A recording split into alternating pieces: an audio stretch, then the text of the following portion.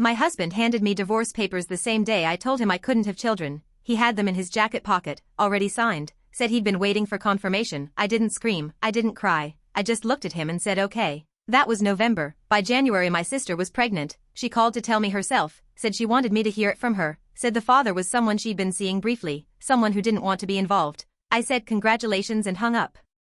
In March I found his cologne in her bathroom. I wasn't snooping, I was looking for aspirin. It was his exact brand, limited edition. I'd bought it for him 2 Christmases ago. I stood there holding the bottle for a long time. I told myself it meant nothing. Lots of men were the same cologne. In April I found a photo on her phone. She'd left it unlocked on my kitchen counter. I wasn't going to look, then I saw his name in the notification. I looked. It was a screenshot of a transfer, dated October 12th, 5 weeks before he handed me those papers. I did the math. She was already 3 months along when she called me in January. In May I hired someone to confirm what I already knew. I'm not proud of that. I needed it in writing. The report came back in 11 days. They'd been together 14 months. It started 8 months into my marriage. Here's the part one have to tell you because I am not the person I thought I was either. When I found out I couldn't have children, the doctors gave me that information 6 weeks before I told my husband.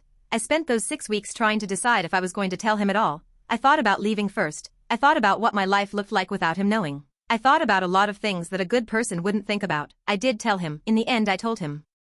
But I want you to know I almost didn't. So when I called my sister and played the recording from the investigator and listened to her go completely silent, and when I forwarded the transfer screenshot to my mother-in-law who had always adored me and watched that family implode in real time, I knew I was doing it partly because I was hurting and partly because I could. The baby came in June, a boy. DNA confirmed what we already knew. My ex-husband is not speaking to my sister is not speaking to me. My mother is not speaking to anyone. I have not spoken to any of them in 4 months. I live alone in a quiet apartment and I cook dinner for one, and sometimes I think about the 6 weeks I spent deciding whether to tell the truth. And I think about how quickly I judged him for leaving. I was not innocent. I was just less guilty. I don't know what the right ending to this story is. I don't have one. I just know that everyone in it did something they can't take back, including me.